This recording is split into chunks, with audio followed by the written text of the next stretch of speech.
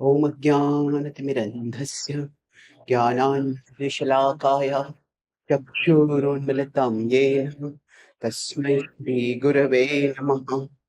नमा ॐ विष्णुपादाय कृष्णप्रेष्ठाय भूतले श्रीमते भक्तिवेदान्त स्वामी नामिने।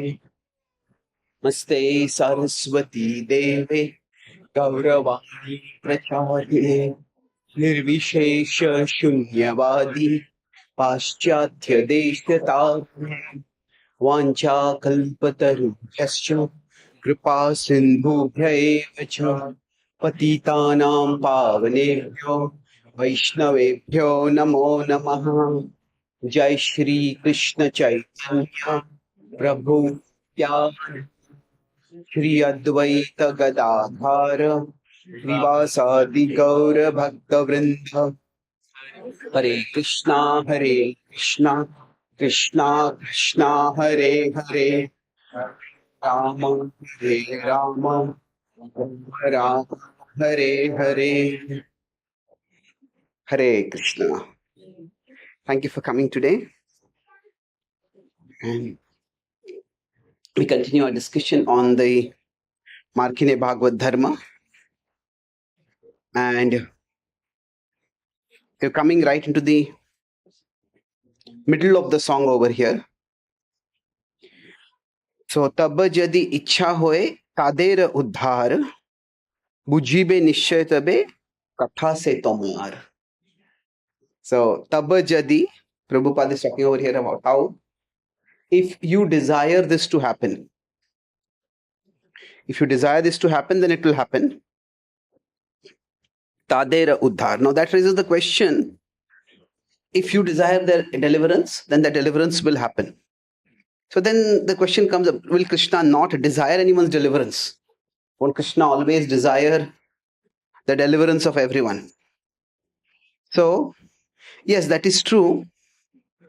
But exactly how things work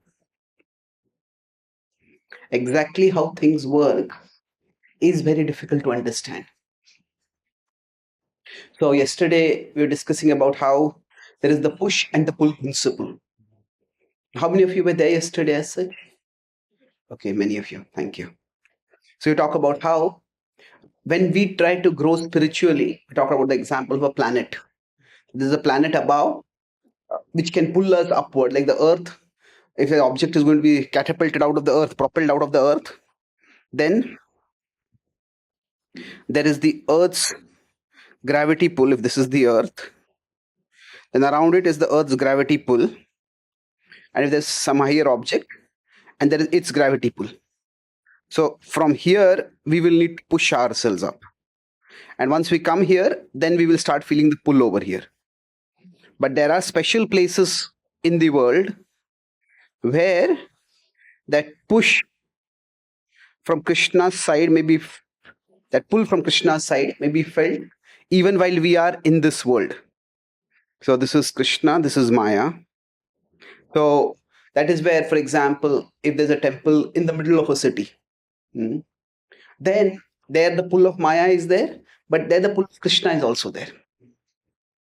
So in many ways, when Prabhupada is saying, Krishna, by your arrangement, people can go into Maya, by your arrangement, people can come out of Maya. What that means is that both the pushing and the pulling principle powers, they both work under Krishna's supervision. So now, we go back over here. Taba ichha hoye jadi tader uddhar. If it is your desire that they be delivered, bujibe nishchay tabe katha se tomar. So when he's saying that they will understand your message, your katha that I'm telling,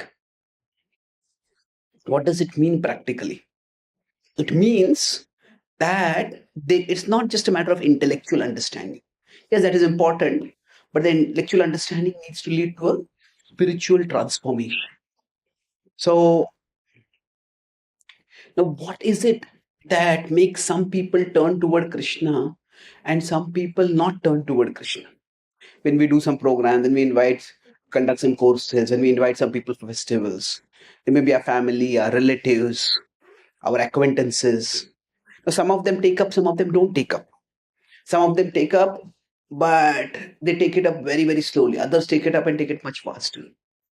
So it's very difficult to figure out all the factors that actually attract a person to Krishna.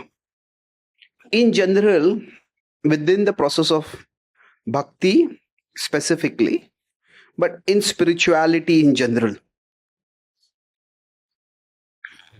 there is a rational aspect to it and there is a mystical aspect to it. The mystical is what earlier I talked about magic and miracles.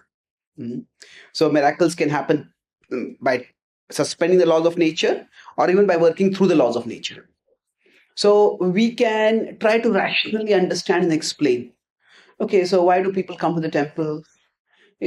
Especially if we look in, America, in the West in general, a lot of Indians, when they get settled in America, they get married, they have children, then they often look for some temples. So we can look at rational explanation if they want to pass on the values of their tradition, their culture to their children, and they feel a temple will be a good place for them. That's a rational explanation, and that's fair enough. But then, why don't all parents who have similar concerns come there? Some parents come, some parents don't, isn't it? So the rational explanation is there. Like somebody might be very, very successful in their life and they feel no need for God. And suddenly they have is a severe career setback. Maybe they lose their job, maybe they get some severe health diagnosis, or they're going up and suddenly they crash. Then maybe that makes them humble, that inspires them to come towards Krishna. We could say that, but then does it happen to everyone? Does everybody who goes through difficulty come to Krishna? No. So yesterday we have mentioned about the various factors that bring people to Krishna. There are the curious people, there are the distressed people, there are the money seekers, there are the knowledgeable people. But we can look at all these people, even among those who are distressed. Everybody's distress doesn't become spiritual. So there is, in the West, yoga is becoming very popular. India also has become popular now, quite popular as compared to a few years ago. But I was in LA and there's a district where there is a lot of yoga studios there. And I had a program in one yoga studio. And right to next there's another yoga studio. And they had it no oming, no humming, pure yoga. Or just yoga. So below that he said, so the idea was that I asked the organizer of the program, he said, this is the kind of yoga studios that appeal to atheists. They say there's no no oming. I didn't know oming was a word. It was a verb actually. Uttering om is oming. Okay, that's a nice word. But no oming. So these people, they are coming for yoga, but they have no interest in spirituality. Not zero, no interest in spirituality. So that is how they're advertising it. We assure you there'll be no oming and no humming over here. Humming is basically like humming or uttering of mantras. So this is just yoga. So you could have people attracted towards yoga, and that's how they become attracted to spirituality. But people may become attracted to yoga without getting attracted to spirituality. Like they may not want any spirituality at all. In fact, a popular book in Europe, not very popular, but it's called Religion for Atheists. So there are a lot of atheistic thinkers who are saying that really from around 2000, after 9/11, between around 2002 2003 till about 2013, 10 years, there's a very aggressive surge of atheism. There are many atheists who wrote books which are bestsellers, and they predicted the death of God, and God will be eradicated. They said there is one atheist who said that among all the ideas that the human mind has invented, there is no idea that has caused as much destruction in human society as the idea of God. So God is the most toxic invention of the human mind. Anyway, so that's a very toxic idea. They felt they were very aggressively going that people will become atheistic. It just didn't happen. And now what their reasoning is that actually religion provides some psychological and social support. When you come together and do some activity together, you sing together, you do some communal activity, and you get a sense of social support and you get a sense of psychological support. So they are saying how we can have that same support provided for atheists. So there is this whole phenomena called AC.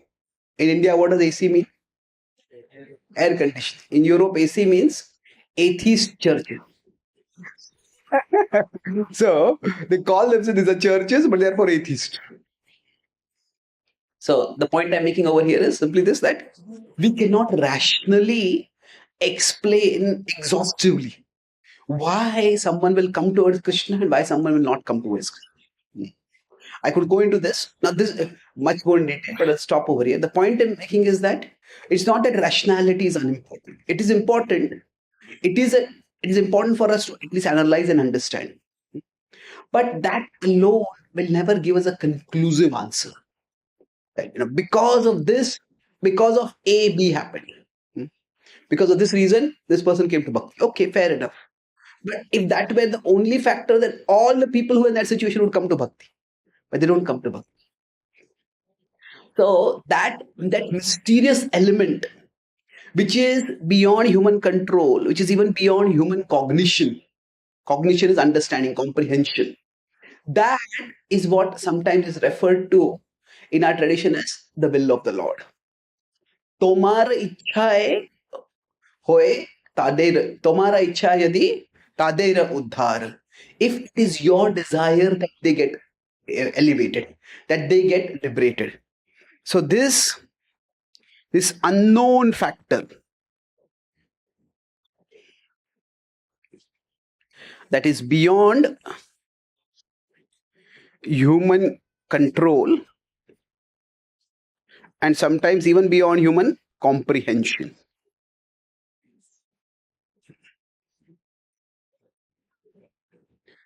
So that is sometimes called as the divine will, the will of providence, the divine will, destiny, all these different names come in.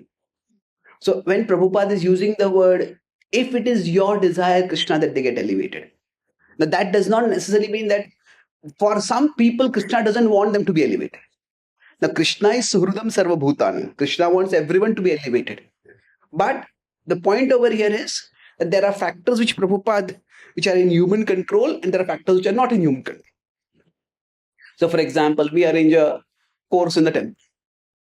So now we want to make sure that all the supportive factors are nice. We have good prasadam after the program. We have warm, welcoming devotees who talk with people, who help them to develop relationships. We arrange good speakers, not just technical speakers, not just the sound system. We also arrange people who can speak nicely. We advertise properly. We try to create all the support that is beyond within the human capacity to do. But even after doing that, sometimes things just don't work. So it's like sometimes you will see if there is a teacher, there's a teacher and there is a seeker. Now sometimes it is like the teacher's effort is 99% and the seeker's effort is 1%. Isn't it? That the teacher makes all the arrangements and the seeker has to do very little. This is not to minimize the 1%. I mean, 1% is also important. But there are also people who will see that, in many cases, the seeker's effort is 99% and the teacher's effort may only be 1%. So when I was in Canada, I met one devotee who, who, who was from Iran. Now, this person, he got introduced to Krishna consciousness online, because Iran is quite a hardline Islamic country. There are Indian immigrants there also, not many. They're there. But in some countries, in some of the Middle East countries, at least the private practice of religion is allowed, apart from Islam. And in some countries, even private practice is, if not forbidden, it is quite risky. In countries like Bahrain and a few other countries, UAE is becoming a little more liberal because they want to, the more economically prosperous. There the private practice is allowed. But Iran is a place where no private practice is allowed. So this devotee came across the Krishna consciousness through online talks. No, just some devotees talk popped up on YouTube when he was watching something, and then he came across, he started reading Prabhupada's books and other books, and then there is absolutely no support. So he was in a job in Iran, and he started corresponding with devotees, and then finally he changed his job. He gave up his job. He did a 1 year degree in a different field, and then to do a further degree, he got a job. Sorry, he to do further degree, he got a student application to come to America, and he did all that so that he could have association of devotees. And now, so many people go emigrate to a different country for better material prospects. He emigrated to America for better spiritual prospects. So now, in this case, yeah, he had some spiritual guide, but here you will see that the effort done by the devotee is so much more, isn't it? This is not again to devalue the effort done by the teacher. Objectively, you can say sometimes some people just put in so much effort. So, but even with that, is telling me that it could so many things could have gone wrong. Now, I might not have got my application for studies in America approved.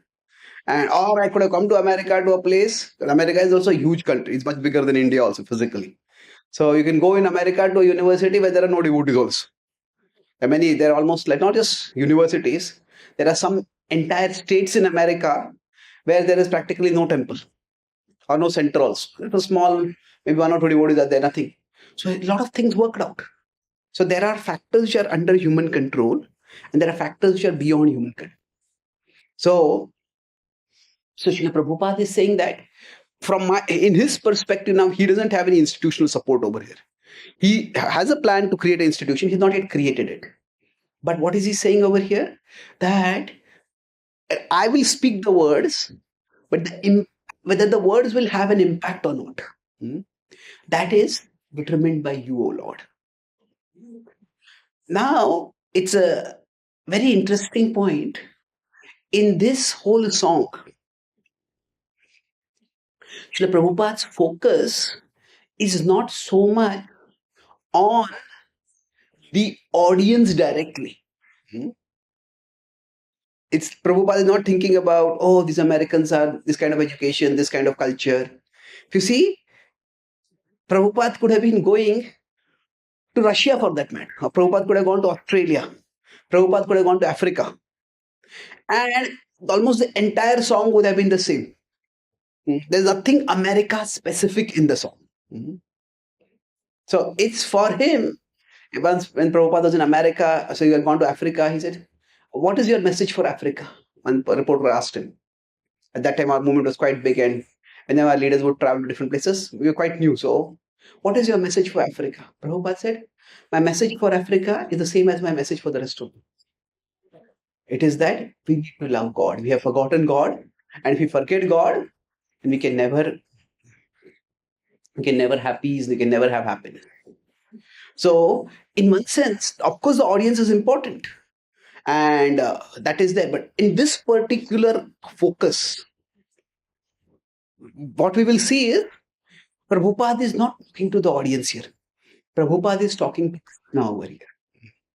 There is if we consider, we humans connect with the divine in broadly two ways. These two words are sometimes used interchangeably: prayer and meditation.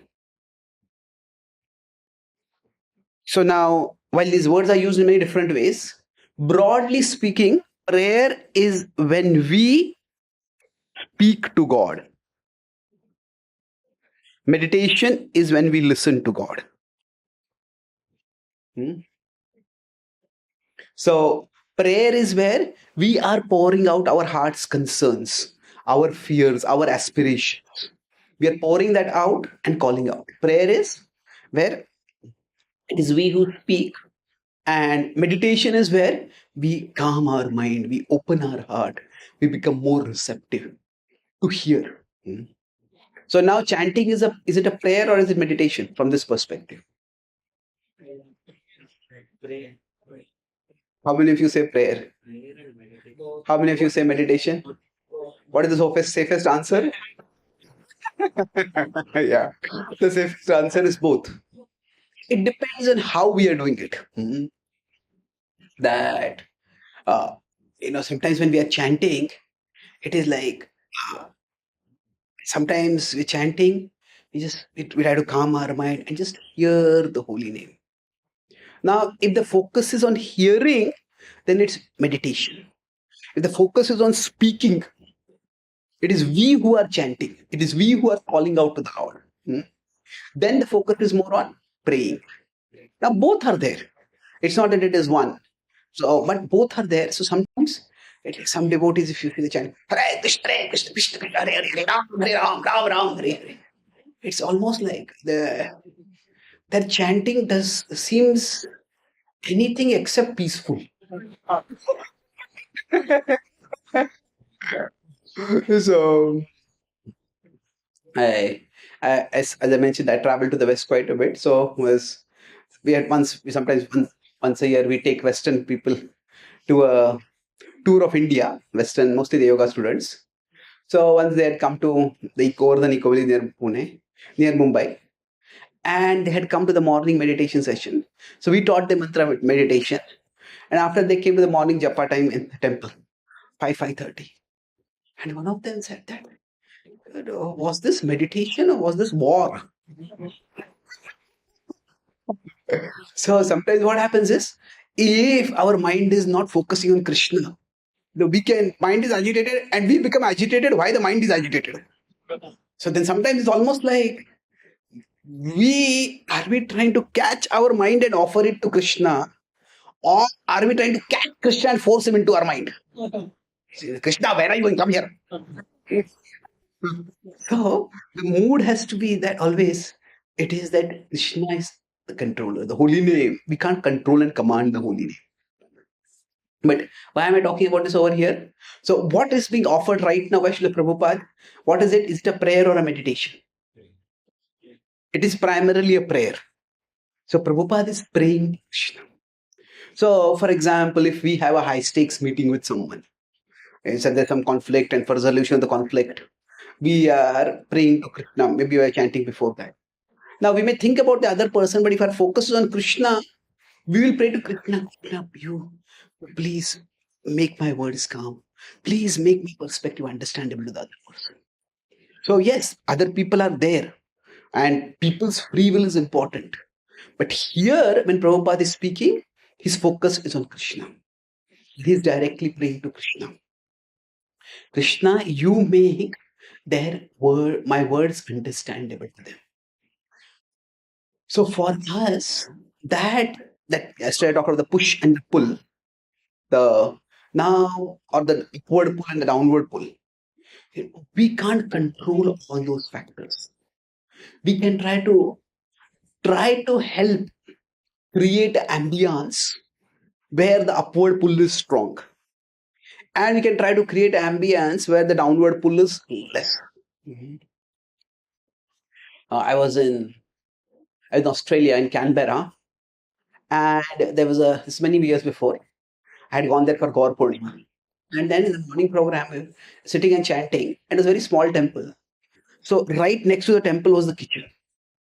And they were planning to have, because it was a weekend, so the Gaur Purnima festival was not in the evening, it was in the morning. So while everybody was doing japa, there were like delicious aromas coming from the kitchen.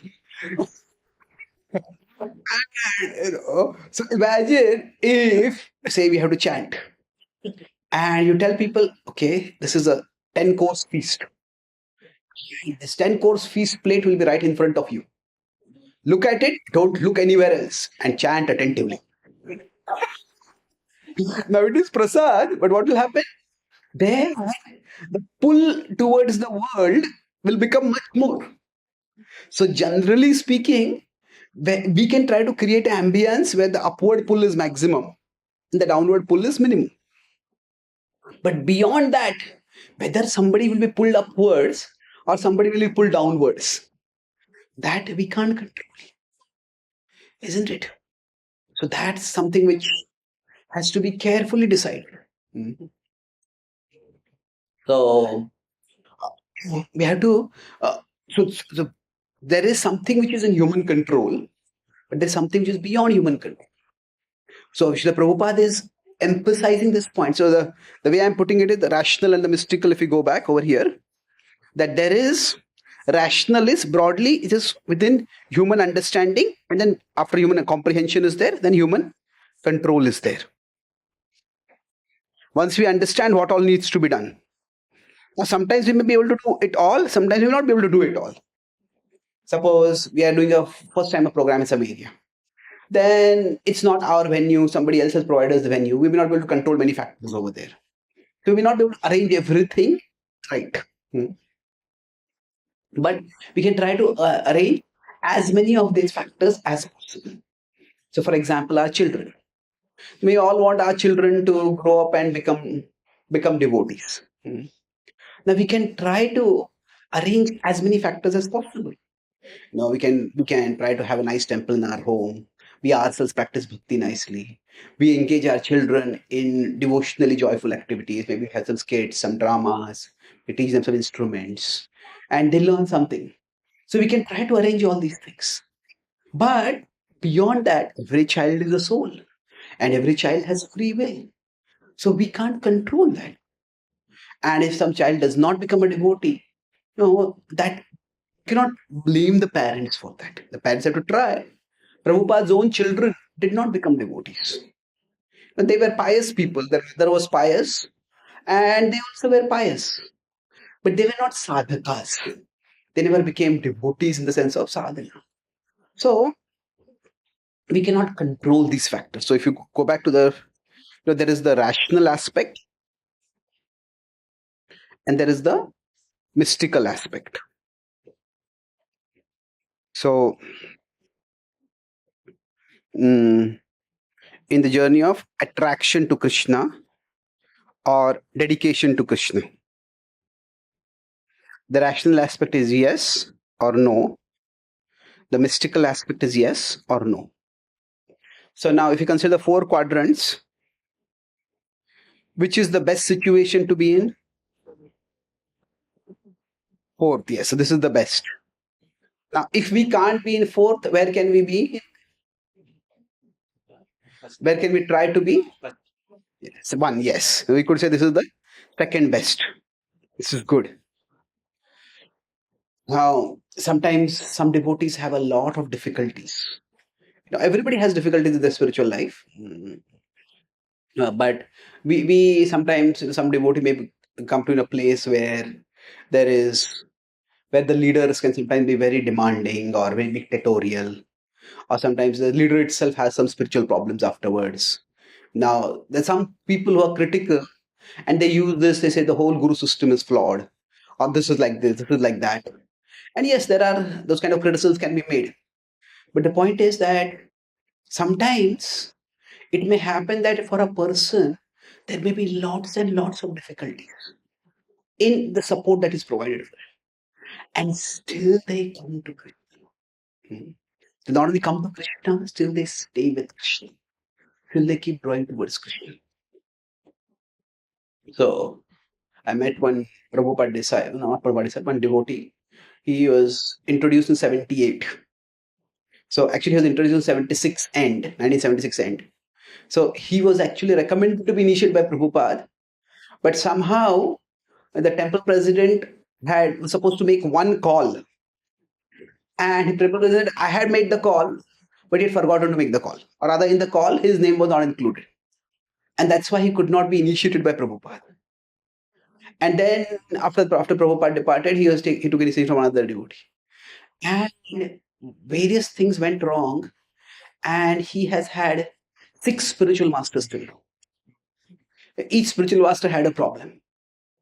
So now this can be devastating for somebody's faith. So when I heard his story, I said, "Whoa, it is, you are not a devotee because of ISKCON, you are a devotee in spite of ISKCON." Now, as a spiritual I mean, we want to provide support systems. But this is not the International Society of Krishna. It is the International Society for Krishna consciousness. It is not that Krishna consciousness is not automatically present over here. It is that people who have come here to cultivate Krishna consciousness, they can cultivate Krishna consciousness over here. So, what is the difference between, say, if you say in ISKCON, it is of Krishna consciousness and for Krishna consciousness. So, of Krishna consciousness means it's like a oasis in a desert. You just reach there and there is abundant water over there. And that metaphor can sometimes be used. But this is like a gold mine in a desert or gold mine in a wilderness. Now, what is the difference between an oasis and a gold mine? Sorry? Exactly, yes. Oasis means water is there, you pick up and drink the water. But gold mine means even if we get there, we have to dig. So it is, yes, initially, if somebody comes from a materialistic world, there is so much Krishna consciousness here. There are deities, there is kirtan, there is katha, it is there. But if you have to sustain the practice, there are lots of challenges that will be there. And we have to overcome those challenges. So it is for Krishna consciousness means if somebody wants to be Krishna conscious, there are lots of facilities available, lots of resources available. But if somebody doesn't want to be Krishna conscious, a person can do that also. Somebody may come here and they may be here only for power and prestige, and they may continue like that for quite some time before it becomes obvious what they are doing. That's why off Krishna consciousness means now there are some places we can say they're so rich with Krishna consciousness. You come there and you feel it's so wonderful. So this is where I could say 99% is the rational aspect and 1% is the mystical aspect. What I said earlier. That means that there is so much facility available that a person will naturally take a bhakti. But for Krishna consciousness means here could be the 1% is the rational and that if you come to an area that is a gold mine,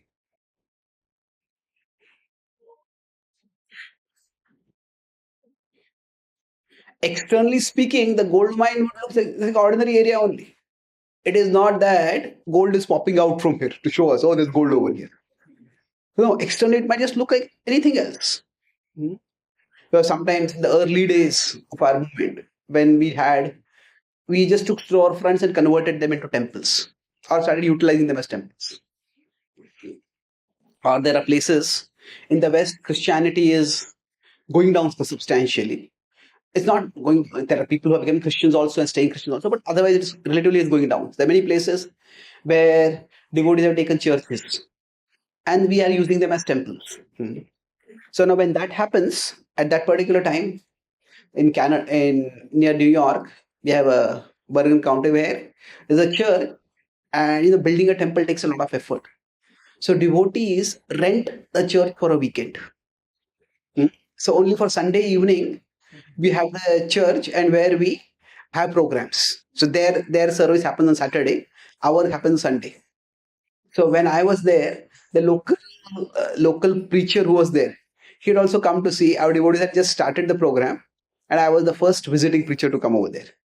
So a lot of people had come. So after that, I was talking with the priest, and he said, so in Catholics they call them as priests. In Protestant they call them as preachers or pastors. Pastor was there. He was joking. He said, "You get so many people. I think I should change my religion."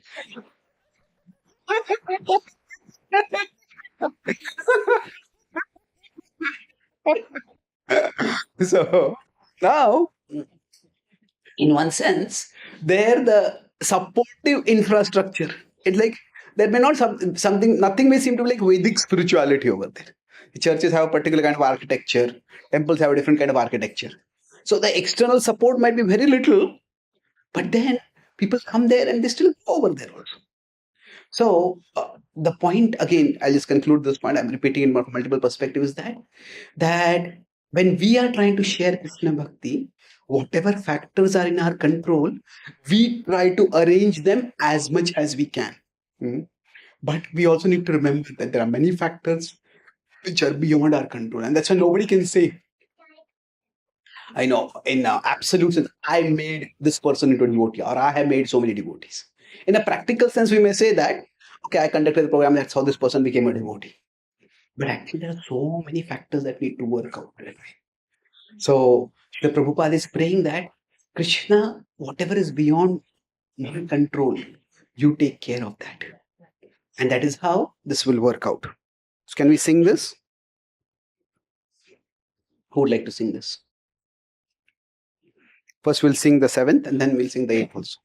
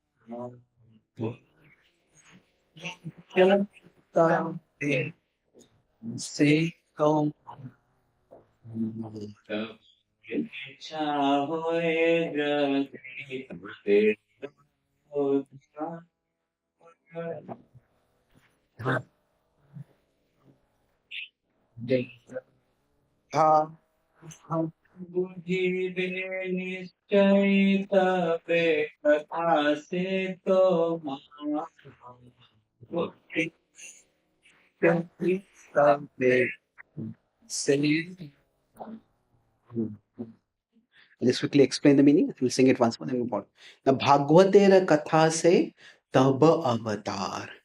So Krishna is telling, Prabhupada is saying over here, this is not just some intellectual sound that I'm going to speak. He's saying this is not different from you. It's Taba Avatar. And what is the effect of this Taba Avatar? Hirahaya. A person becomes so sober. Shune Jati Kane Barabar. If he just hears it again and again, that person will become sober. Yeah. भागवतेर कथा से तब अवतार भागवतेर कथा से तब अवतार धीर हैया सुने जदि काने बार बार धीर हैया सुने जदि काने बार भागवतेर कथा से तब अवतार भागवतेर कथा से तब अवतार धीर हैया सुने जदि काने बार बार धीर हैया सुने जदि काने बार बार. So, continuing that theme of the upward pull and the downward pull. So, it is Krishna who manifests as the Bhagavad Katha, and that is Dhira Hayya. Dhira means sober. Now, it's Prabhupada, the Gita has been translated by many other commentators, many other scholars also. So Prabhupada is, as far as I have seen, he's among the first people who have used the word sober as a translation. So dhira is another reference, steady, steadfast, calm. And normally, where do you use the word sober? In what context? Yeah, alcoholic. Somebody's drunk and somebody's sober. Mhm. So now Prabhupada uses the word sober in the sense that Maya can make us intoxicated. And when we are intoxicated, we just lose sense of what is going on. What is right, what is wrong, what is less desirable, what is more desirable. We just lose our sense. So what Prabhupada is saying is, if somebody just keeps hearing the Bhagavad Katha, two things will happen. Hearing Bhagavad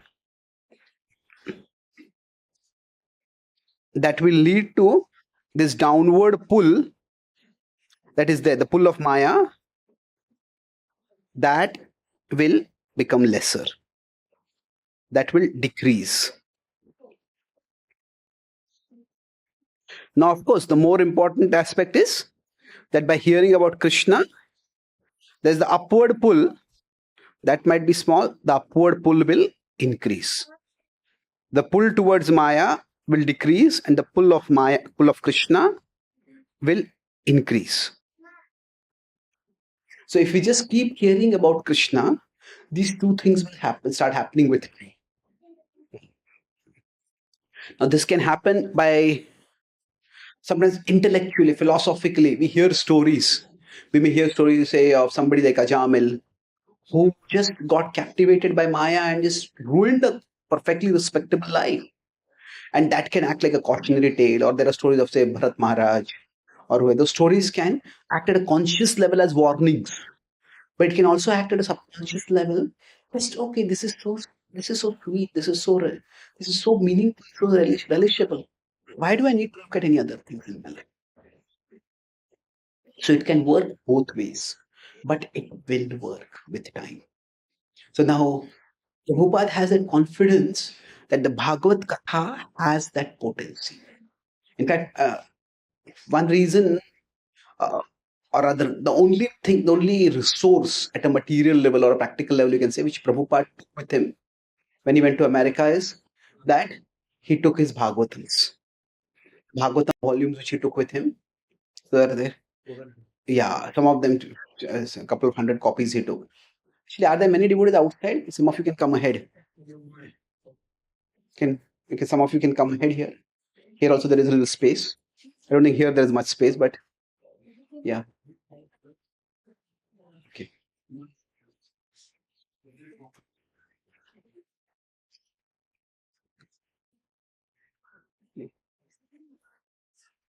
Okay. So there's the pull of Krishna and there's the pull of Maya. So just by hearing about Krishna, the upward pull becomes stronger, downward pull becomes weaker. And let's try to analyze this a little bit more now. What does, so I talked about how does this happen, this change of pull, the effect of hearing Bhagavad Katha. It can work at a conscious level and it can work at an unconscious or subconscious level also.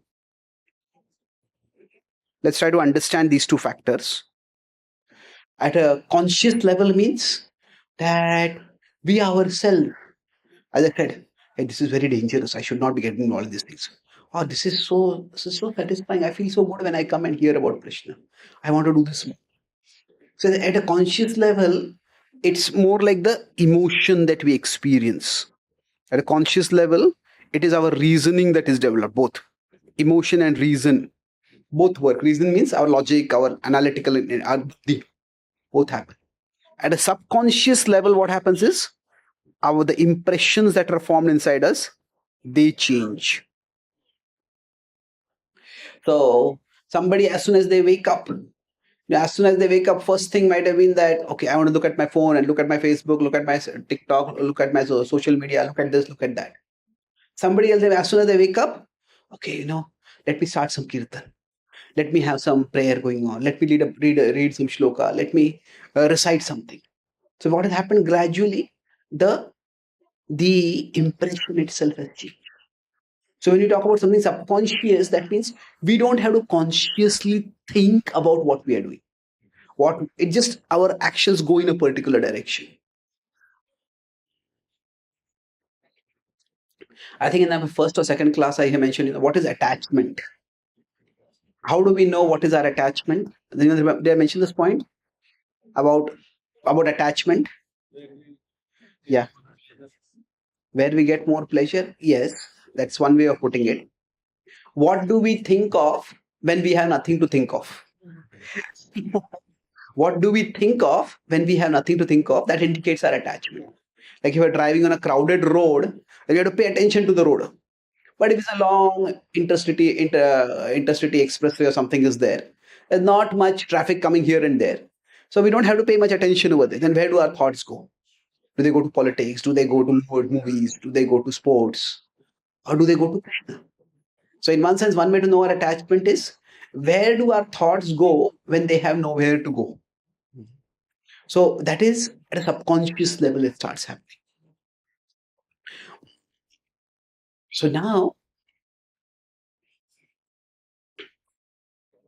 we use this word inclination. Now, inclination has a physical aspect to it, and there is a psychological or mental aspect to it. So, physical aspect could mean that the floor is inclined in a particular way, isn't it? So, if the floor is inclined in a particular way, water falls over here, it will move in a particular direction. So, if say we have electronic equipment over here, and we want to keep it in this side of the room, but the floor is inclined this way, anytime water comes, water will come over here. So then maybe decide, okay, I don't want to keep electronic equipment, I'll keep on the other side. So in that, it can refer to like a physical structure, the incline of a road, incline of a area. It's a physical feature. So that same thing we can apply at a psychological level also. So we can say this is the inclination of the floor at a particular place, but inclination of the mind. That means whenever consciousness comes, it goes in a particular direction. So if there is nothing to think about, we'll start thinking about that. That is the inclination of a person. So bhakti is at one level about consciously directing our thoughts towards Krishna. That's very important.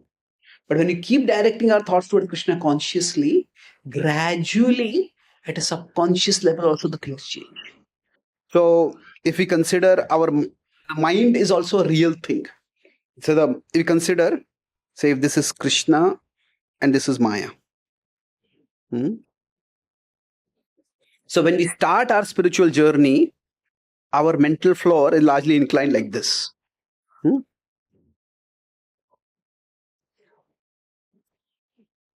Now, for some people, it may be like this also. Inclination may be much, much more also. But broadly, our mental floor is inclined towards Maya. So now, at this point, if we have to say this side is Krishna, this side is Maya, then if our thoughts, mental floor means our thoughts slide naturally towards Maya.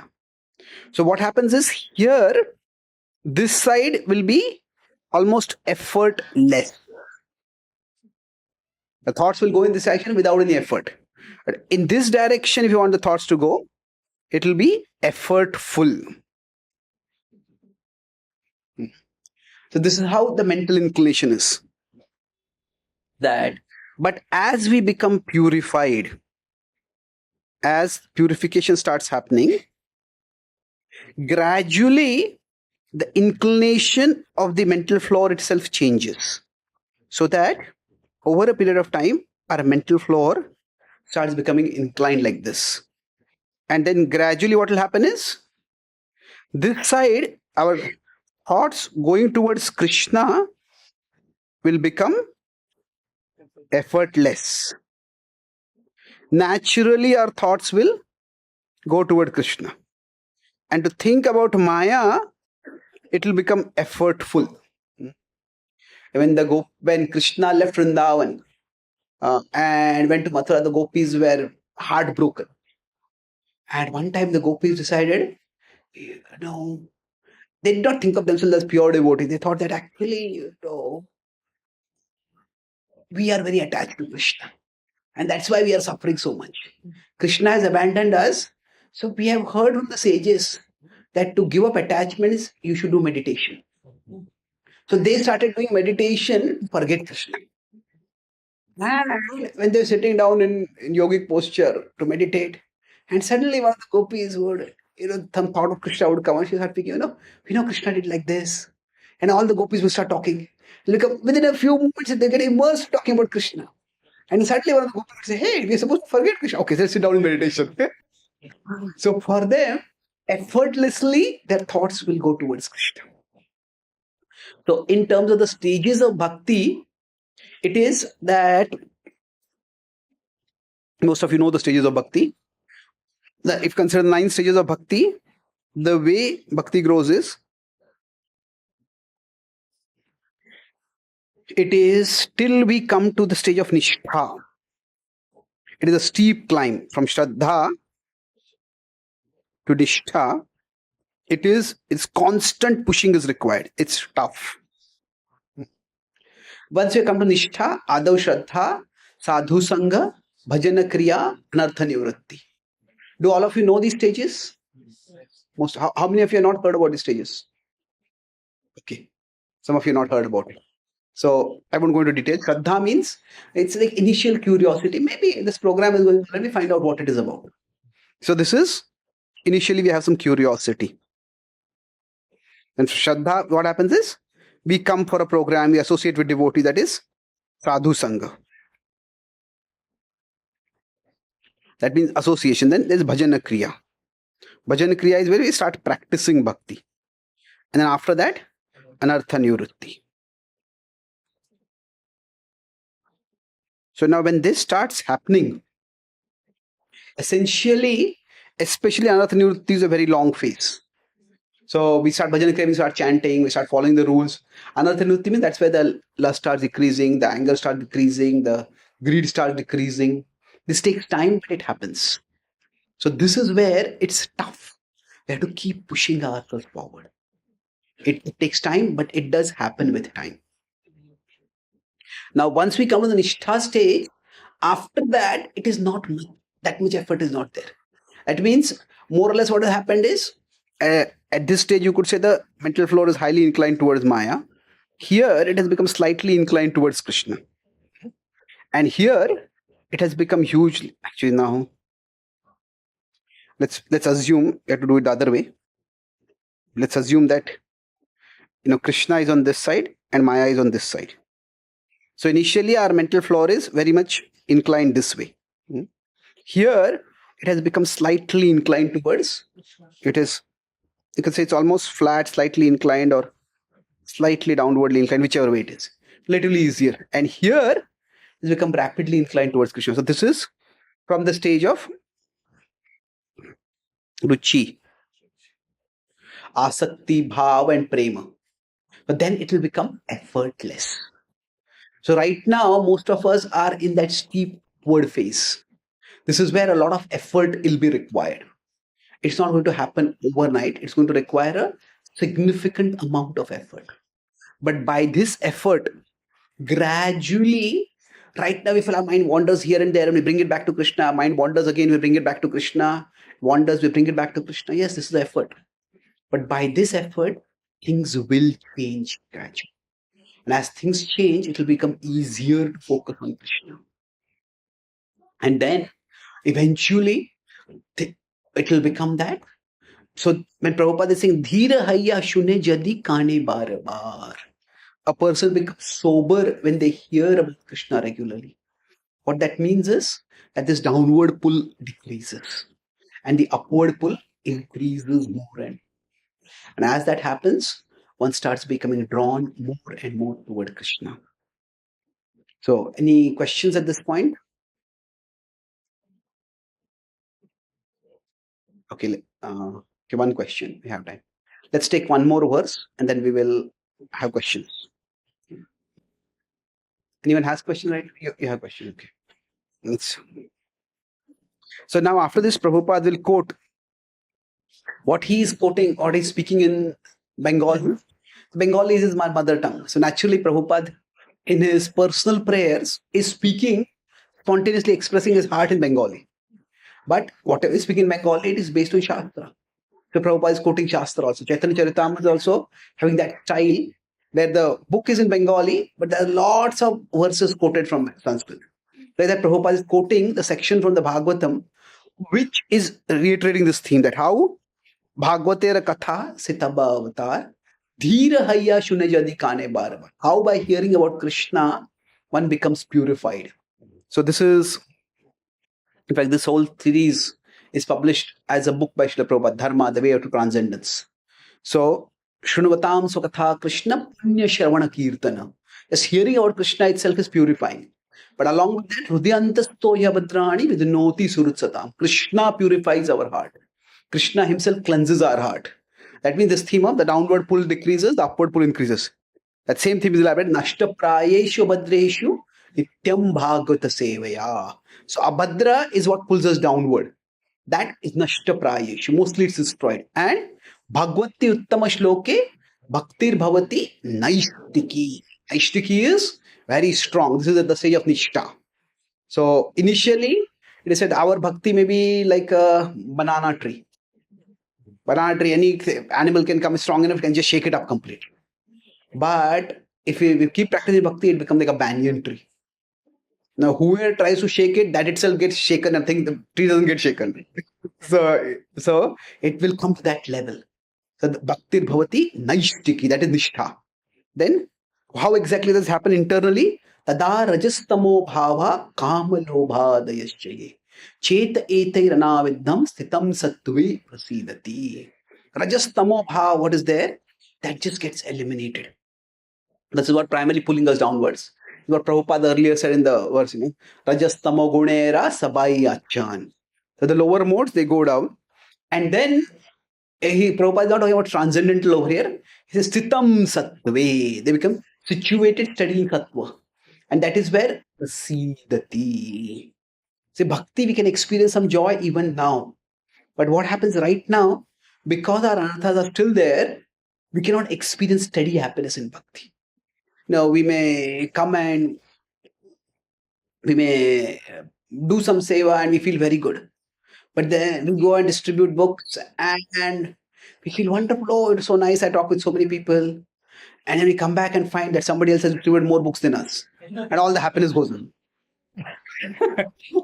We go and give a class and people are appreciative. We conduct a course and we find, okay, 40 people came for a course and all of them very interested and we feel very happy. And we come back and somebody else conducted a course, there are 65 people came for the course. Oh, quite normal. So what happens is that for us, as long as that competitive mentality is there, that can spur us to do more service. But because of the influence of Rajas and Tamas, our bhakti is not constantly joyful for us. Because there are so many other desires. The desire for serving Krishna is there. There are so many other desires also there. But Sitam Sattve Sidati. We become steady in our bhakti. This is what I meant. This is what is going to give me happiness. This is the most meaningful thing in my life. Then, evam prasanna manaso bhagavad bhakti yogataha bhagavad tattva vijnana mukta sangasya jayate. Where with this joyful mind, with the joyful heart, when we practice bhakti, then we actually start understanding Krishna. Right now, our situation is, Krishna is nice, but Maya is also not all that bad. So, bhajanti ananya manaso. That Krishna is the only object of love. That it is in Krishna that all my heart's desires will be fulfilled. That Bhagavad Tattva Vijnanam. That Bhagavad Tattva, the supreme attractiveness of Krishna, we understand that. And then Mukta Sangasya Jayate. We become free from the Sangha, the attachment to the world. Ultimately, when we say attachment, what does it mean? Or attachment to the world? It means that we are constantly thinking that maybe something other than Krishna can make me happy. Now, yes, we know we need many things to survive in this world. That's important. But like wealth is necessary for survival. And we cannot live without wealth. That's why it's called Artha. But Artha is not Paramartha. It is not what wealth is necessary. We need to live with wealth. But we don't live for wealth. We live with money is required for living. But when we live for money, that means money is not just a source of sustenance or safety. Money becomes the source of joy for us. That's the purpose of life. That's the problem. So we start understanding that There is nothing other than Krishna. Mukta sangasya jayate. That's where vidyate hridaya granthis chidyante sarva samshaya shiyante chasya karmani bhakta evatmani shvare. That's where all doubts go away, all other desires they cease, and all the attachments disappear. And whatever self-motivate, that's whatever materially motivated actions are there for us, they just stop because we understand that Krishna is my Lord and I don't need any other Lord, anything other than Krishna. What is Chaitanya Mahaprabhu's prayer? Mama janmani janmani shvare tad bhaktir ahai tuki tvai. That stage, it is for us, it's an aspiration, adhanam na janam na sundari. But for at this level, it becomes the reality for us. Krishna, I don't need anything apart from you. This is where the same theme, Rajastamo hate tabe paibe nistar. Hridaya rabhadra sate bhuti betahar. So the Raja and Tama, they hate, the one becomes free from their torment. And Hridaya rabhadra sate guchhi betahar. So can we just sing this and then I'll conclude with this? Would you like to sing? Or anyone else would like to?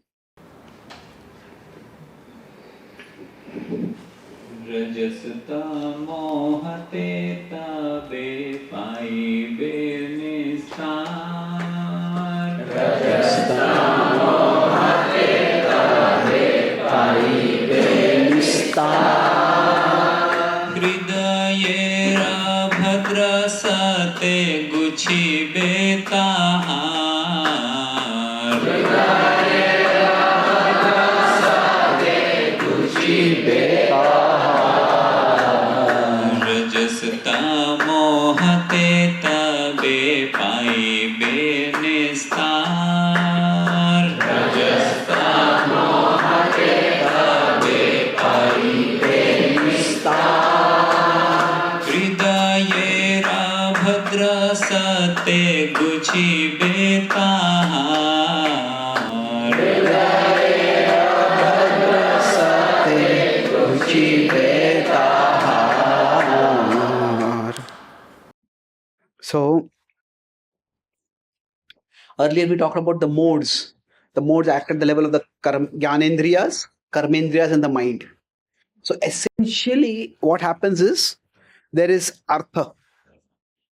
There are many things of value in our life. But the effect of Raja or Tamoguna is that what is artha becomes the paramartha for us.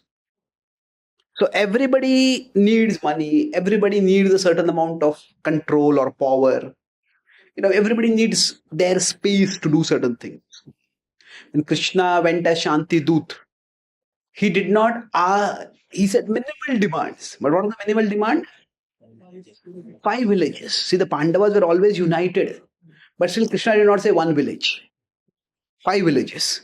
Pandavas, the Kshatriyas, everybody needs a little bit of their own space. So, whatever is a certain level of control, a certain kind of schedule, certain level of... So, control, wealth, all these things are important in our life. But when they become the most important thing, when an artha becomes the paramartha, that leads to anartha. So, for example, money is artha. But when money becomes the paramartha, the supreme purpose of life, then that leads to the anartha of greed. Lobha comes when money, everybody needs money in life. But when that becomes the supreme purpose of life, that leads to anartha. Now we all need some control in life. When people don't listen to us, nobody likes it. That's natural. But when somebody is not listening to us, we want control. But we also want the relationship. When in that moment, control becomes the most important thing. I want to put you in your place. And then at that time, we speak such words that can hurt the other person permanently, that can ruin the relationship permanently. So everybody needs a sense of control to some degree. But when that becomes the supreme value, most important thing, then that is where it leads to anger. So the anarthas are often they are arising from not something which is completely valueless, but rather when value completely worthless. The word valueless in English has the opposite meaning. So much value that we can't know we can't measure the value. Invaluable like that. But when you say worthless, so often the things are important, but when they are made into all important, is when it becomes an anartha. So rajastamo gune era sabai achamana. So when these less important things are becoming too important for us, that's the time when we get pulled again and again, here, there, and everywhere, and that's how we just can't move forward. So for us, when we hear about Krishna, we start understanding that it is Krishna alone who is the Paramartha. Now that does not mean that we give up Artha. It means that when Krishna becomes the Paramartha for us, then naturally anything else, then Anartha that is there in our heart, that starts decreasing, that disappears. That's why the focus, it's interesting. Like sometimes we talked earlier about addiction in one of the sessions, and then people try to give up addiction. It's not so much, yes, we want to give up addiction if somebody has some addiction, but the focus cannot be on giving up addiction. The focus is not on what you give up. The focus is on what we take up. It is when we take up something more important in life that we can give up something which is less important. So, and this principle applies everywhere. So in bhakti, it's not that as devotees we are constantly struggling. There is no vigilance, like there's no moral police to watch. Okay, is this devotee eating meat? Is this devotee doing this? Is this devotee doing that? No. The point is we connect with Krishna and other things fall by the side. So of course, sometimes we need to protect ourselves from those temptations. But the focus is on connecting with Krishna. This is not the International Society for No Meat Eating. It's not the International Society for No Intoxication. There are societies like that also. But there are vegan societies, vegetarian societies. Those things are important, but it is Krishna which is most important. That's why for us, when we are trying to practice bhakti or grow spiritually, we need to keep our focus on Krishna. Not focus so much on Maya, whether I'm able to give this up or not, whether I'm able to give that up or not. Those things are important. They're not the most important thing. Why? This is what I'll conclude with. At this particular journey, that when you talk about renunciation of any kind, it could be renunciation in terms of less attachment to wealth, less attachment to this or that. Now, is renunciation material or is it spiritual? What do you think? Both.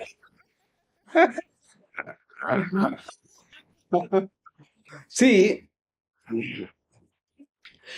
renunciation itself is one of the Aishwaryas of Krishna, isn't it? Dharma, what is that? Aishwarya Samagrasa. So we have the wealth, strength, beauty, knowledge, and fame and renunciation. So now, if you consider from this perspective,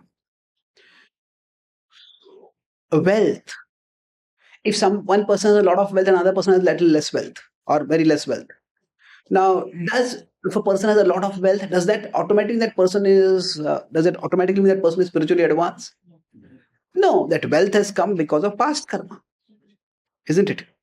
That wealth has come because of past karma. Similarly, some people may be very, very good looking. Does that make them spiritual? Not necessarily.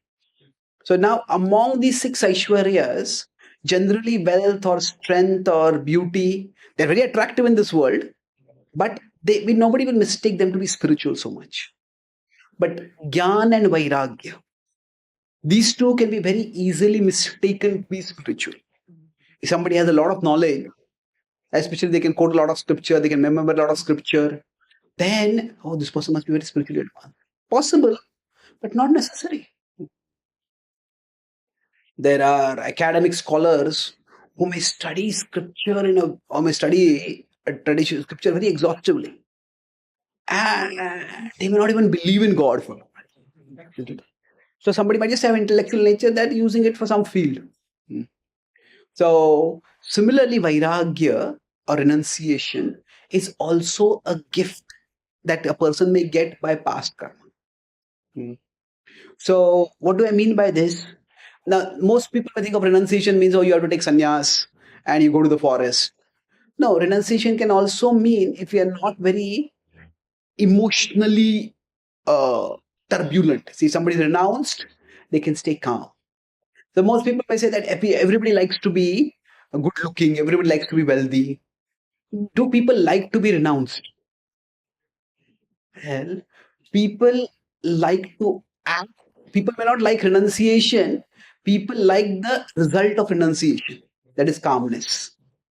Now, everybody asks, how do you stay so calm? How do you stay so composed? So now, if we consider, cricket is very popular in India. India previously had two captains. Kohli was like uh, very expressive, not just expressive, aggressive. Before that, Dhoni was very calm. He was called Captain Cool at one time. Now, does his calmness mean that he is renounced? No, he's not renounced. He's into motorcycles and he's like 70, 80 motorcycles. He has something like that. He may have, I'm not criticizing him for that. I'm just making the point over here that some people are just naturally calmer than others. So that calmness is not necessarily a sign of spiritual growth. Hmm. Like some people are better able to conceal their emotions than others. They may be disturbed, they may be attached, they may be agitated, but they can put on a poker face and show no emotion at all.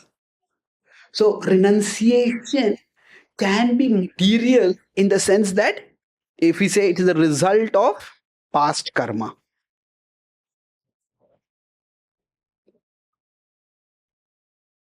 Hmm? When it is resulting from past karma, it can actually, and it can be a valuable asset. If somebody has to make high stakes decisions, somebody is working in a company and you have to decide, take investment out from here, put the investment over here, or do this, do that. If somebody can stay calm, that's a big, big asset. So it is an opulence. Now, renunciation can result from caste karma. Result can also result from bhakti. Vasudeve Bhagavati Bhakti Yoga Prayojita Janayatya Ashu Vairagyam Jnanam Chayadahaitkam. That Vairagya comes also as a practice of bhakti. So if somebody is able to fast Nirjal on Ekadashi, does that mean that they are very advanced devotees? Possible, but not necessarily. When I was staying in Pune. Sometimes we had in the ashram we had two groups. I was in Pune, then in Mumbai for some time. In Mumbai we had. It's a joke, there is a Nirjal club and there's a Nirlajja club.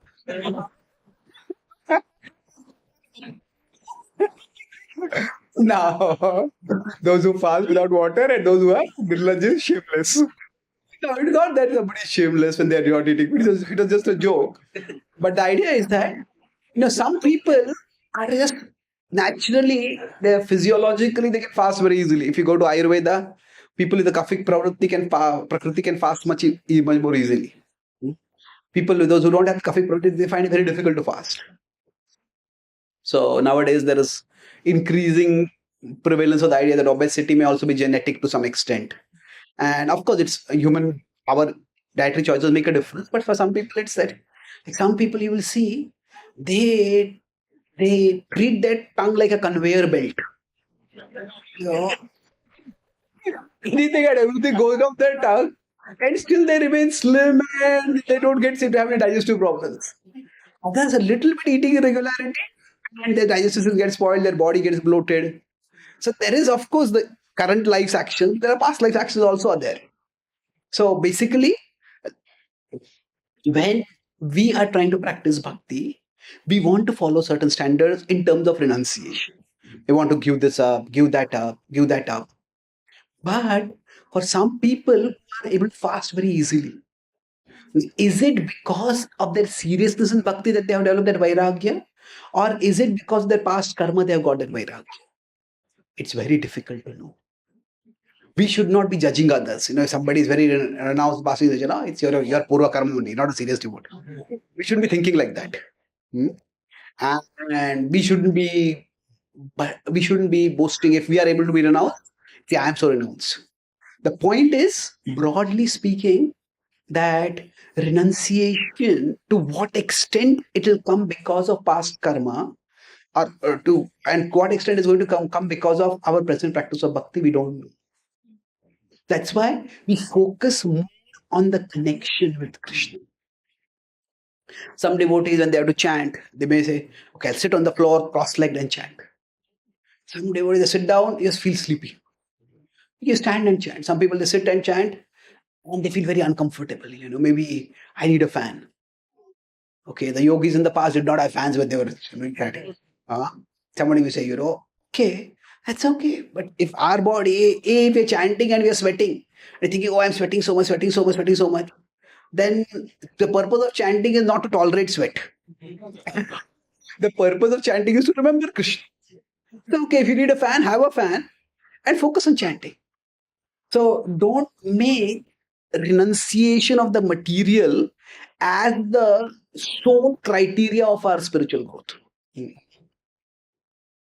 So now, if renunciation is there, it's good, but that's not what is the primary criteria. And this is not to devalue renunciation also, but it is also to not overvalue renunciation. So to conclude, we talk about artha and anartha. So why did I take this? See, even renunciation is also an artha. And if we make renunciation the supreme artha, that can also lead to anartha. If renunciation becomes the paramartha, the paramartha is always Krishna. So if renunciation becomes our paramartha, that is the most important thing. It is an artha, but it should not become the paramartha. If this happens, then this will also lead to anartha. Generally, the anartha that comes is ahankar, pride, ego. If somebody is very renounced, say they are fasting nirjal, and while they are fasting, they're constantly looking at who is going to the kitchen and who is eating what. So attached, so hopeless, so unserious, so useless. So their body is fasting, but their ego is feasting. So that is not very valuable.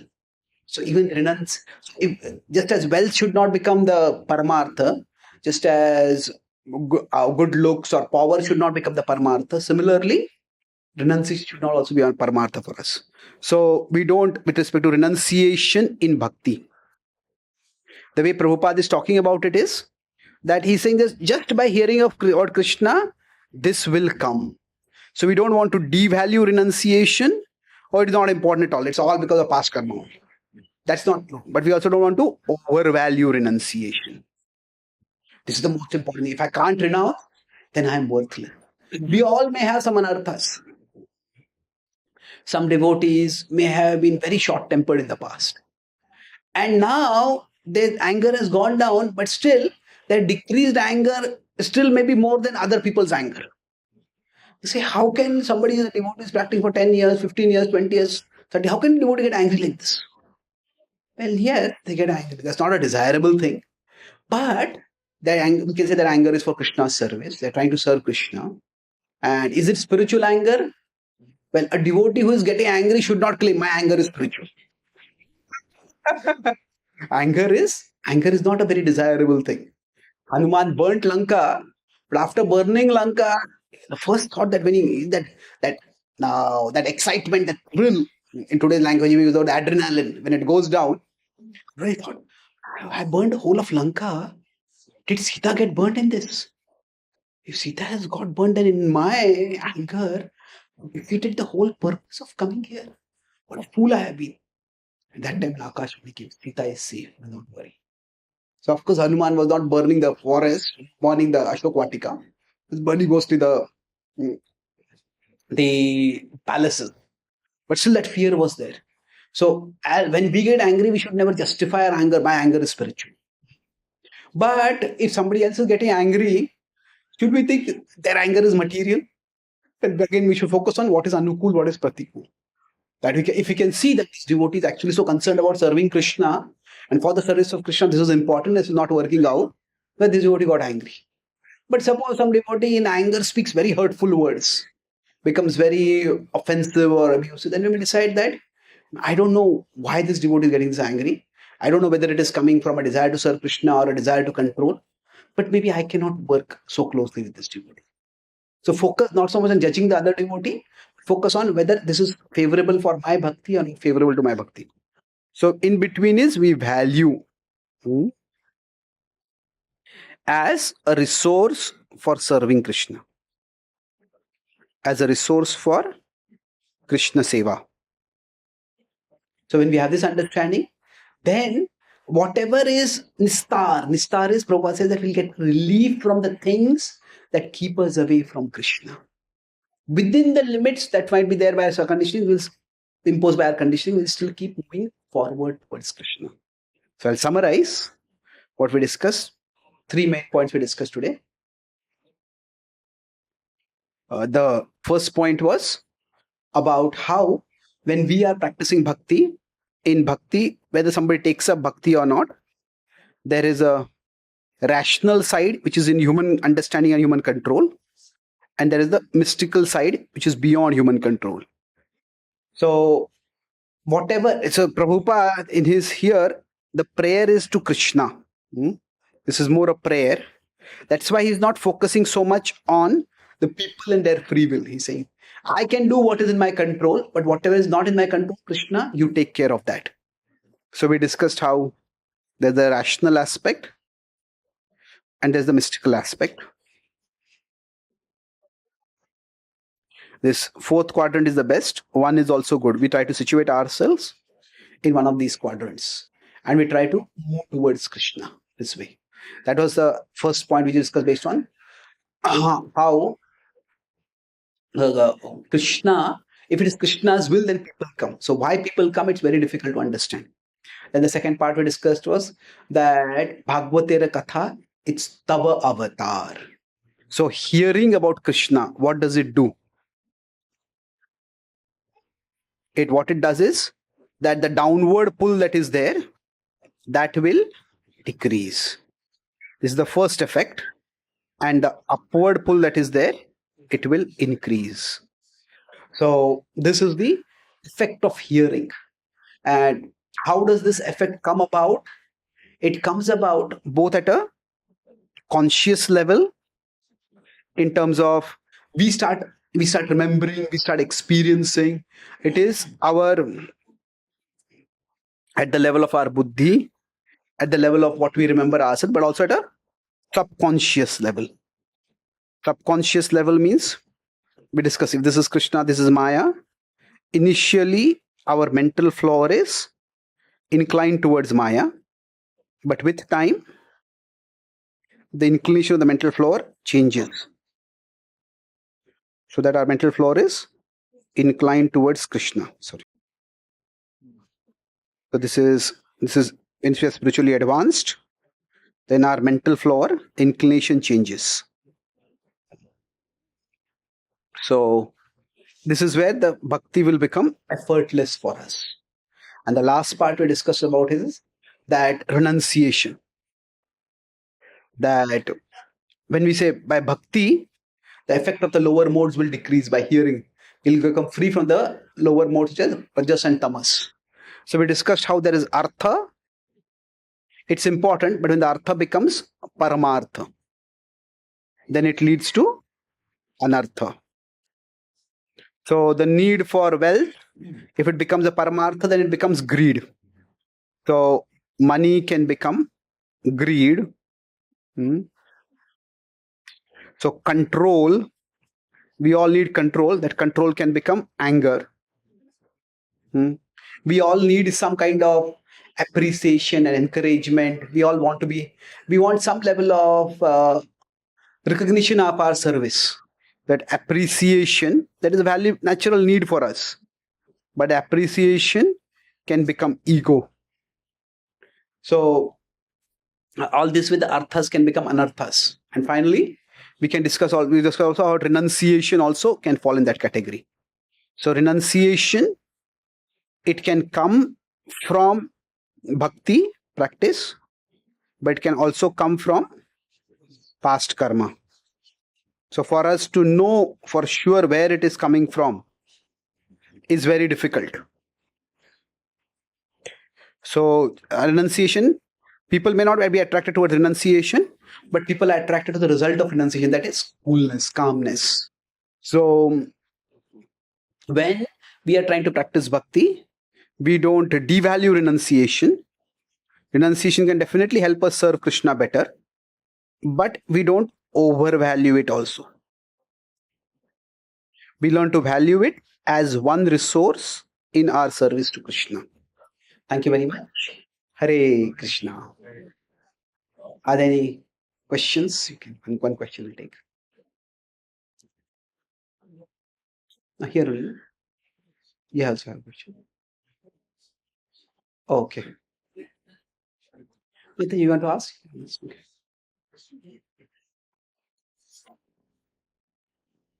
Thank you so much, Prabhuji, for clarifying so many of the past misconceptions and all what we have read, clarifying those. Like which one? Especially, I mean, I have actually coming to that also. Yeah. That's what I thought. So in NOD, we hear that how the person will come to devotion is based on some pure devotee's mercy or maybe Krishna's mercy directly on him. But then now, like after today, maybe we'll say that there is unknown factor which we are not sure because it is only mercy or what we have done, like how we also came to bhakti through someone, right? Again, we are also not sure whether that was the only reason that some devotee gave us Bhagavad Gita, or maybe some could have like some other reasons in the past life which could have, Generally, see in the bhakti tradition, what I have seen, when a particular analysis is done, often that analysis in a particular context, and in that context, that particular conclusion will be reinforced. Like there are many Sthala Puranas. If you read Vrajadham Mahatmya, Vrindavan Mahatmya, Vrindavan is the greatest of all dhams. Yeah. If you read about Mayapur, Mayapur is the greatest of all dhams. If you read about Jagannath Puri, Jagannath Puri is the greatest of all dhams. So which is the greatest? The point over there is, it's not so much like a rigorous analysis as it is more an outpouring of the heart's appreciation. So when a devotee is encountering or contemplating on a particular manifestation of the Lord's mercy, the devotee focuses wholeheartedly on that manifestation only. That is the general mood.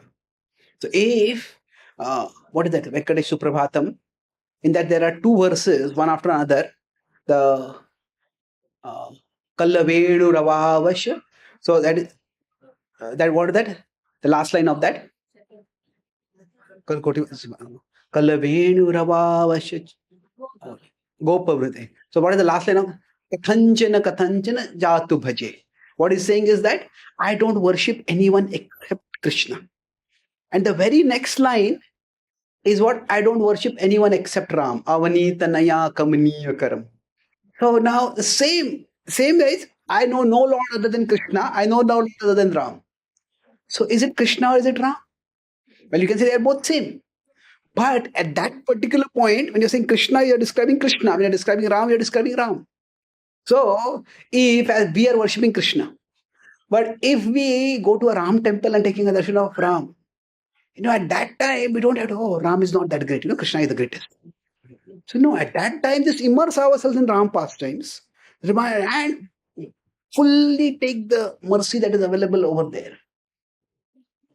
So the point is that we don't have to compare. So coming to specific answer, when analysis is done, often it is in a particular context, and in that context, that particular thing will be emphasized the most. But we also have to understand there is something beyond the context also. So, for example, if Jagai Madai pastime is being talked about, then the power of the holy name or the power of the mercy of Mahaprabhu, that will be highlighted. Now, if we consider it is in the Jagai Madai pastime, it is Mahaprabhu, Chaitanya Mahaprabhu, Nityananda Prabhu who give the holy name. Their personal agency is emphasized. If we consider the Ajamil pastime, is it the Vishnuda's mercy? No, it is that there was no one urging Ajamil to chant. Ajamil just incidentally chanted. So there, the focus is not so much on somebody giving mercy as the holy name itself having that potency of mercy. So in different contexts, different things may be emphasized. Now, even when that story is told, Parikshit Maharaj is hearing the story from Shukdev Goswami. On hearing the story, Parikshit does not say to Shukdev Goswami, Shukdev Goswami, shut up now. No need to speak for 7 days. I don't have to torture myself hearing for 7 days. When that bird comes, I'll just chant one Narayan and everything will be over.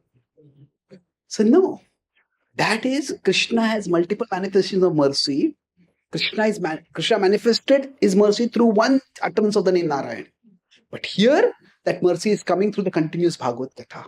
So let's relive that. So that's why I think whenever analysis is done, it's within a particular context. And we also have to consider other statements in other contexts. So with respect to Prabhupada's statement, this becomes even more important because Prabhupada sometimes will speak one sentence very emphatically at one point. Another point he will emphasize another statement. So if you want to understand Prabhupada's position, we have to look at, in general, all the statements that Prabhupada may have made on that issue and then try to get a more holistic understanding. Okay. Yeah. So we are always reading about that we are Bhagavatam regularly, and then there's a potency of Bhagavad Katha. Where does this purity factor comes in? Because many times we hear that when the speaker should have the purity also, then only he can attract the audience. Otherwise, same person speaking Bhagavad Katha, but they are two different. I mean, one is a little like different level, and another person is a very new person. But that much potency and that audience also may not be feel attractive. So where does this purity factor come? That is one factor. It is not the sole factor. See, why? Because, like we say, Prabhupada was trying to preach for 30, 40 years in India. Was he not pure enough to attract Indians? People, so, is purity the only factor? Purity is an important factor. But can we really say that some devotee, how outreach happens in the world?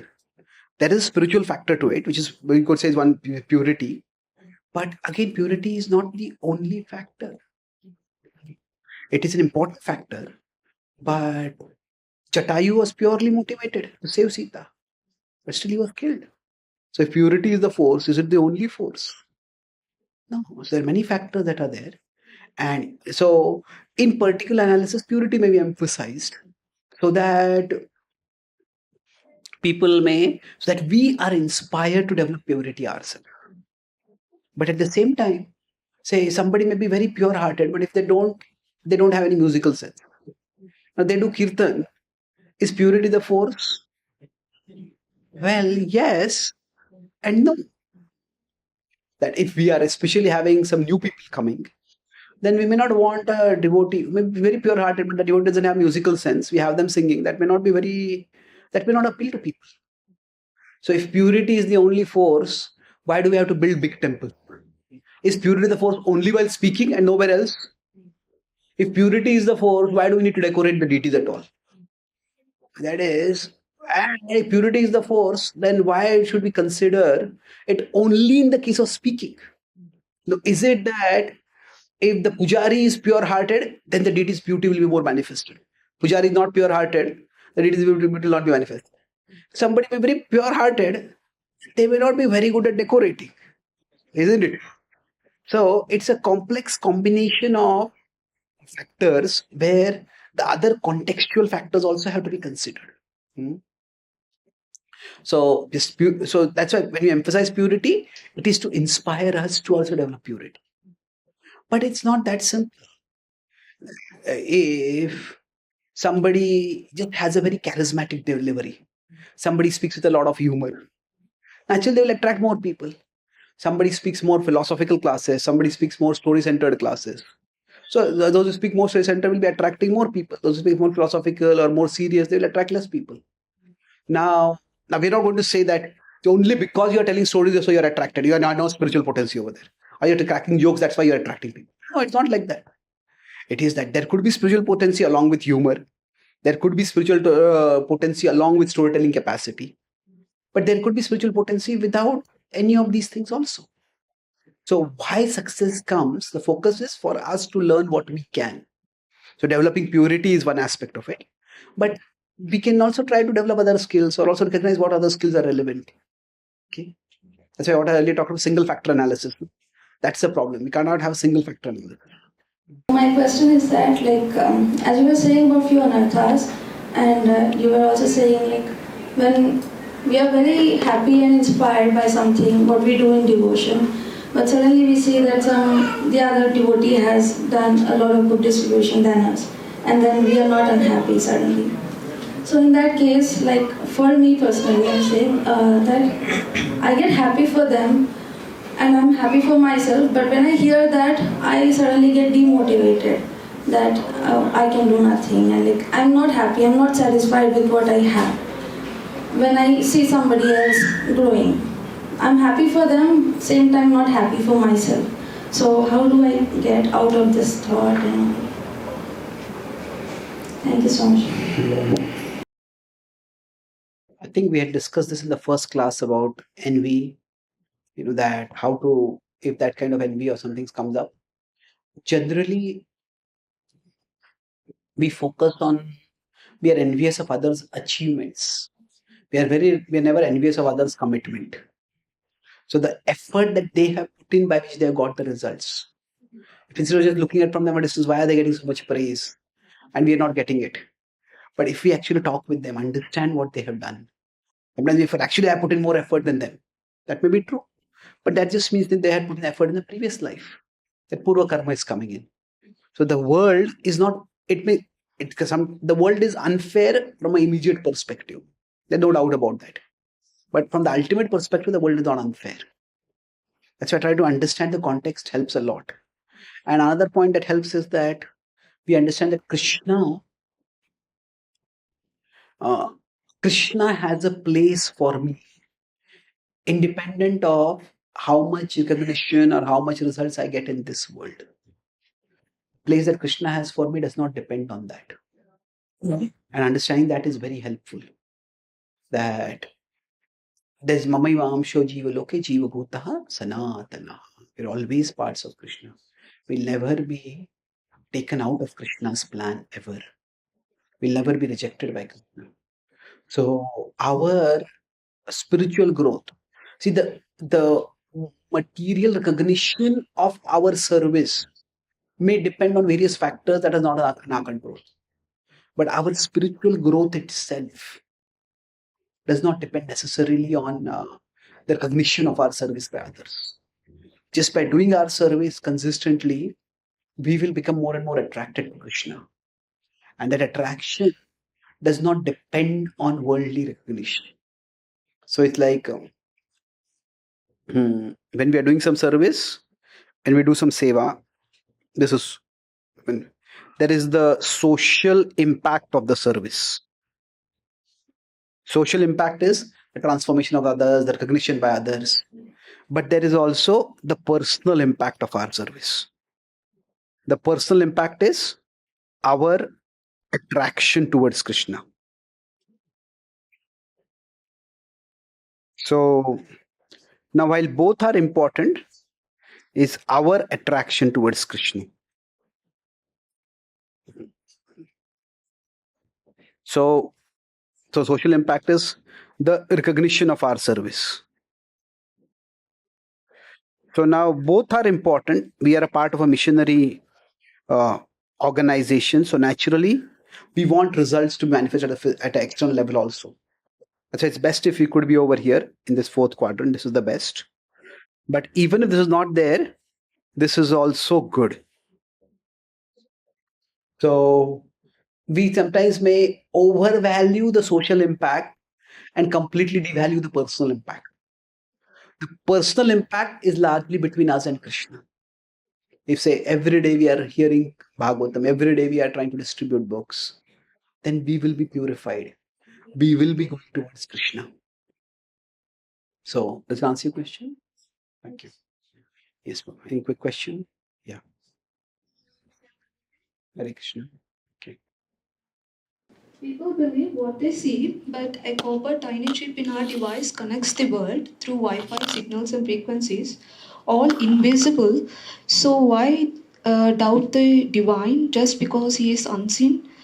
Your words on Krishna's energy remind me quantum entanglement, how it lifts, pulls us based on our consciousness inner state. The truth stayed with me, like quantum entanglement, two particles once connected remain linked no matter how far they are. Change one, the other responds instantly.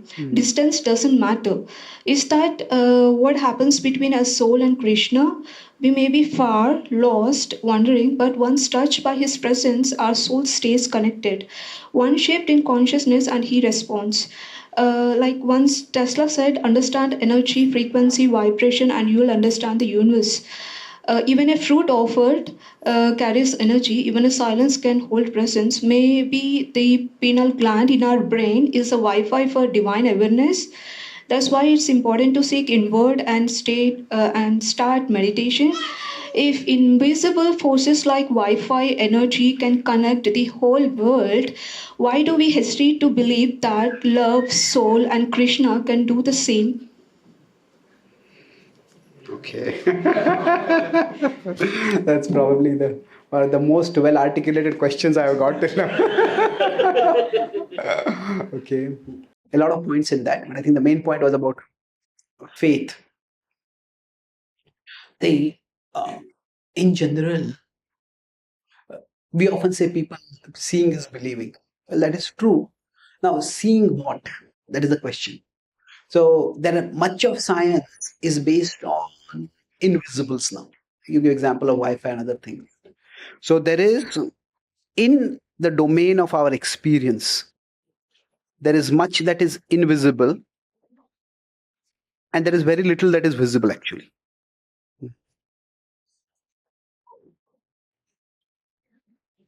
So now, is it that people believe only in the visible? No, people believe in the invisible also, but when the invisible has some visible effects. So if we consider Wi-Fi, it's invisible, but it has visible effects. Visible effect is I can see the picture of somebody else. If I'm doing a video call, I can see the picture of that person. I can hear the voice of that person. So when the invisible has some visible effects, then it is easier to accept that. Now, when the invisible does not have visible effects, that's when it becomes more difficult to accept. So with respect to yoga, for example, or even meditation or mindfulness, now when we are doing mindful, somebody is doing yoga, it's not that there are hundreds and thousands of scientific papers published about the benefits of yoga. There are a few papers, but not that many. There's nowhere the kind of research process that is done for, say, pharmaceutical medicines. There's not that level of research not done for yoga. People have seen the effects of that. Somebody's back pain goes away. Somebody's fit, they become fitter. So visible effect is there. Similarly, with respect to meditation, as people are experiencing visible benefits, they're accepting. That's why I said religion for atheists. The idea is that they don't even believe in the invisible idea of God. So now, in spirituality itself, there are two distinct ways of approaching spirituality. There's the philosophical spirituality, and there is pragmatic or practical spirituality. So, philosophical spirituality is where we try to prove the existence of God. We try to prove the existence of the soul. Pragmatic spirituality is okay, if God exists, so what? If soul exists, so what? How does it make a difference in my life? And now, so in general, within ISKCON, our approach had been in the past largely based on philosophical spirituality. Focus on trying to prove the existence of God, prove the existence of soul. But pragmatic is what is becoming more and more prevalent. So, for example, now neuroscience or broadly speaking, the intersection of neuroscience, consciousness, and mind-body connection and healing, that is becoming very big. So consciousness studies, it is a very big field within that. Now, whether consciousness comes from something called a soul, and therefore soul exists, trying to prove that is very difficult. But if somebody chants mantras regularly, if somebody does meditation regularly, that actually has effects in terms of changing the wiring of the brain. And through various neural imaging techniques, the effects can be seen. So the more we focus on pragmatic aspect of spirituality, the more we can attract others. And in many ways, why do we need to build big temples? The idea is that people may not be attracted to God, but people are attracted to the big temple. And because of so, when the visible effect is seen, oh, if this group of people have such a big temple, maybe there must be some influence in this. That's how influencers also work, isn't it? So we need to focus on the visible effects of the invisible. And quite often, when we focus only on the invisible as a principle without the visible effects, then it becomes difficult for people to accept it. So now the idea of God, the problem is that the visible effects are mixed. That the idea of God has inspired many people to become more charitable and kind, and the idea of God has also inspired or instigated many people to become more judgmental and fanatical. So, from the pragmatic perspective, what is the net effect? It's difficult to see. It's what happens is the negative effect of belief in God, or you could say negative application of belief in God, that is very sensational and dramatic. Some terrorist blows up something, some con man, some in the name of God swindles people. That becomes big news. But thousands and millions of people learn to be a little kinder with others. They give some charity. They become a little more humble and understanding. These are sensational effects.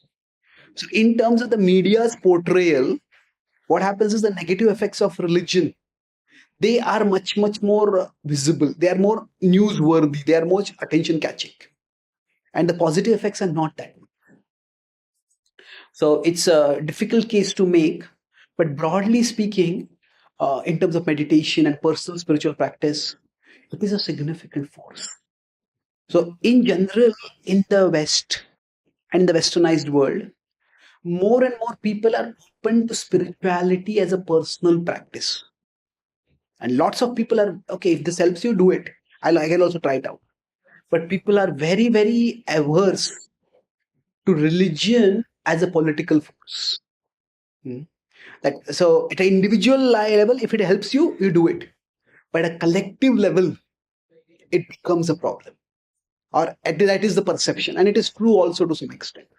So in general, when the visible effects of the invisible are if explained or emphasized, then that can inspire faith in others. And that is the difference between, say, technology and spirituality. Technology provides the visible effects much more easily.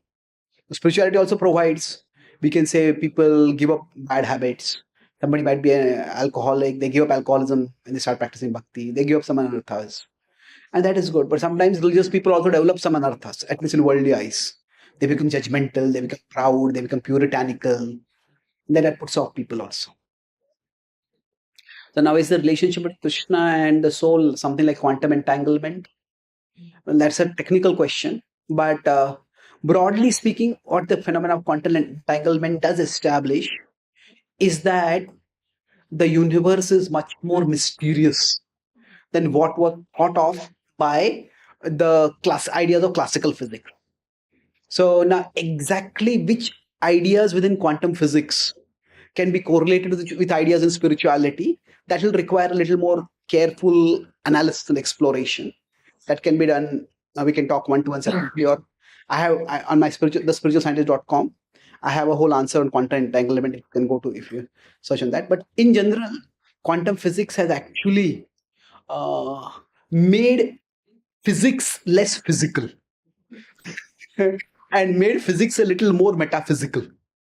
That it's opened because classical physics was all about gross things, but quantum physics is almost entirely about subtle things. So definitely, though, what we can say is that as physics is advancing, it is opening the human mind, even the scientific mind, to the existence of forces and factors that would have been dismissed as unscientific in the previous centuries. Okay, thank you. I think we'll stop here. If there are any further questions, we'll discuss in tomorrow's session. Thank you very much. Shri Prabhupada ki jai. Shri Krishna Bhagwan ki jai. Gaur Premanande.